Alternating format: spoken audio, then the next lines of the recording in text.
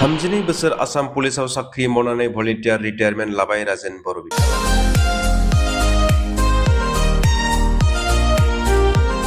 तामुलपुर जिल्ला तिनिफुख्रि गामिनि राजेन बर'आ 1994 मायथाइयाव आसाम पुलिसाव कनस्टेबल महरै नलबारि जिल्लायाव जइन जाजेनदोंमोन। गोलाव सम आसाम पुलिसाव साख्रि मावबोनाय मोनसे समनि बाक्सा जिल्ला आरो गोदानै दाजानाय तामुलपुर जिल्लानि तामुलपुर थानानि सिङाव आइसि मासिखौ सामलाय बे समाव 32 बोसोरनि उनाव भलन्टियार रिटायारमेन्ट लाबाय राजेन बर' बिथाङा। बेजों लोब्बा लानानै मैया हरनि समाव 32 बोसोर एसआइआव साख्रि मावनाय राजेन बर'नि बिआरएस सेलेब्रेसन खालामनायजों केक हानाय हाबाफारि लादों। लोगोसेनो गामिनि आरो ओनसोलनि गासै सुबुंफोरखौ बोथिसे ओंखाम जाहोस्रादों राजेन बर' बिथाङा।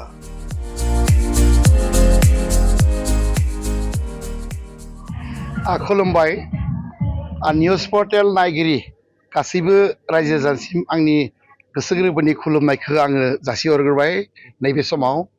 आङो दिनै 494 आङो आसाम पुलिसाव आङो जइन जादोंमोन नलबारि डिस्ट्रिक्टआव।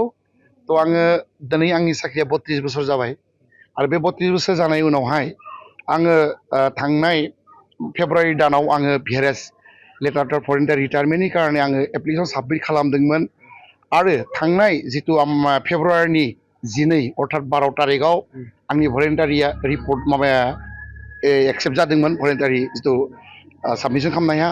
आङो 12 तारिखनिफ्राय आसलते दिनैसिमहालागै आङो रिटायार जानानै दङ। बै समाव आङो दिनै 32 बोसोर साख्रि मावबाय बिभिन्न जायगायाव। बिखेखय आङो तामुलपुर ओनसोलाव आं साख्रि मावदों, जेरै बागानपारा, जेरै आङो दरंगा मेला आउटपस्ट, जेरै कुमारिकाटा आरो तामुलपुर आरो गान्धीबारि। बिनि आवगायावबो आं गुवाहाटियाव मावदों, जालुकबारियाव आइसि ट्राफिक, खानापारायाव आइसि, दिसपुरावबो खाथिदों। बेबायदि खाथिनानै गोबां जायगायाव खाथिना फैबाय। दिनै फैयै आङो सुस्थ' देहा होनना बुंनांगोन इसोरनि अननायाव, अबंगसानि अननायाव। आरो बे सुस्थ' देहाखौ लानानै आं दिनै न'सिम सफैबाय आरो बे सानखौ लानानै आङो बे ओनसोलनि आंनि सिबिजाथाव मानगोनां आलासि बिथांमोनखौ लेंहरनानै दिनैनि दिनाव आङो भलन्टियार रिटायारमेन्ट एट सेलेब्रेसन आं फाथिदोंमोन। बेवहाय हांख्रायनाय लेखायै जोंहा आलासि बिथांमोना सफैनो हादों, 200 बा 300नि गेजेराव सफैनो हादों। बेनि थाखाय गामिनि रायजोआ थादों, जोबोद खुसि दङ, आनन्द दिनैनि दिनाव। नोंथाङा जे आंनि साख्रिया ओरैनो आं 8 बोसोर दंबावोमोन।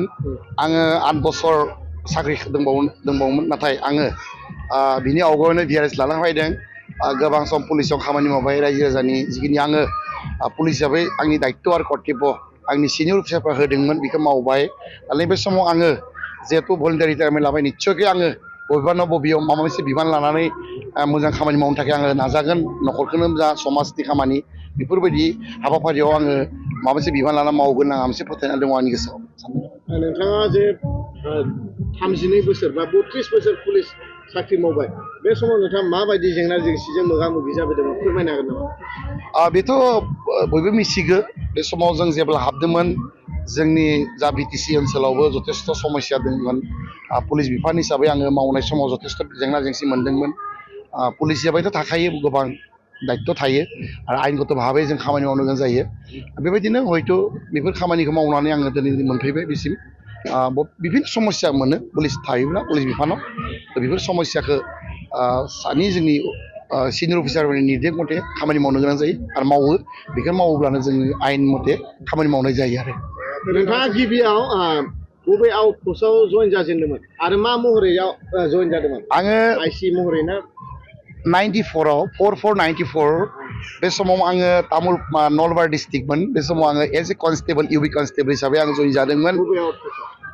फार्स्ट नलबारि डिस्ट्रिक्टआव जइन जादोंमोन। बेनि उनाव ट्रेनिं पास खालामखांनायनि उनावहाय दरंगा मेला आउटपस्टआवहाय आङो कनस्टेबल हिसाबै आङो पस्टिं जादोंमोन। बेनि उनाव आं 2000 बिभिन्न जायगायाव खाथिदों। 2014 सनाव आङो एएसआइ एसिस्टेन्ट साब इन्सपेक्टर महरै आं प्रमसन मोननो हायो आरो बिनि उनावहाय आङो 2021 सनाव साब इन्सपेक्टर महरै आङो मोननो हायो। हयथ' आं दिनै 8 बोसोर साख्रि मावबोनायबा इन्सपेक्टर महरै आं हयथ' मोननानै हयथ' आं रिटायारमेन्ट जानो हागौमोन। नाथाय आङो बिनि आवगायावनो आं सानबाय जे गोबां खामानि दङ, समाजनिबो खामानि दङ, न'खरनिबो खामानि मावनो लागा दङ।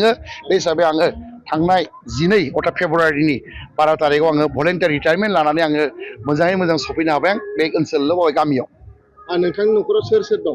दा आं न'खर हिसाबै आंहा बिसि दङ आरो सासे गथ' दोङो आरो इतिमध्य फिसाला आरो इतिमध्य बिहामजो सासे मोनबाय आरो फंबाय सानै दङ बिथांमोनाबो इतिमध्य तामुलपुर सिभिल डिसि अफिसाव हेड एसिस्टेन्ट हिसाबै दङ आरो फंबाय सासे दङ बेबो आसाम पुलिसाव खामानि मावो बिथांमोनाबो नलबारियाव थायो बे हिसाबै न'खराव रावबो गैयामोन दिनै आं हयथ' सफैनो हाबाय हयथ' न'खरनि खामानि मावनो लागा गोबां दं। नोंथांनि फिसालाया मा मावो? आंनि फिसालायाबो एसे फिसा साख्रि मावो तिनसुकिया मानकाखौ बोथारनाय गंसे एम इ स्कुलाव खामानि मावगासिनो दङ फोरोंगिरि नङा हयथ' फर ग्रेड हिसाबै खामानि मावनो दं। फैबाय थानाय समाव लाइमोनफोरखौ मा खावलायनो सानो नों? आं बे समाव आङो लाइमोनफोरखौ बेखिनि गुरै खावलायगोन गोग्गो सोलोंथाइनि गेजेरजों सोलोंथाइ लानानै गावबा गावनि जिउ दानायजों लोगोसे न'खरखौ फोसाबनायजों सुबुं समाजनि मोजां खामानि मावगोन आं बेखौ गुरै खावलायगोन। नोंथांखौ सासे आसाम दैदेनगिरि महराव मोननाय समाव गोबां रायजो राजाफ्रा हारिमुवारि बिथिङाव नोंथांखौ मोननो हायोमोन दा नोंथांखौ जुदि हांख्रायबा नोंथाङा बाहागो लागोन नालाय? औ बे नंगौ हारिमुजों आंहा सोमोन्दो दोङो आं जेब्ला साख्रि गैयामोन तामुलपुराव बुरखां थियाटाराव आङो पुलिसनिनो माने फाव खालामदोंमोन आङो एक्टिं खालामदोंमोन आरो गदा पानि जानोबो आङो मोसादोंमोन बे समाव हयथ' हारिमु बिथिङाव आं जोबोद इन्टारेस्ट गोसो दङ हयथ' रायजो राजाफ्रा खावलायलायनाङा जुदि खबर मोनोब्ला सम मोनोब्ला आं निस्सयकै बेफोर हाबाफारियाव नुजानो थाखाय आं थियारि दं। दाबो सोरबा लिंहरोबा थाङो? निस्सयकै आं थांनो कारणे दासिमबो थियारि दं।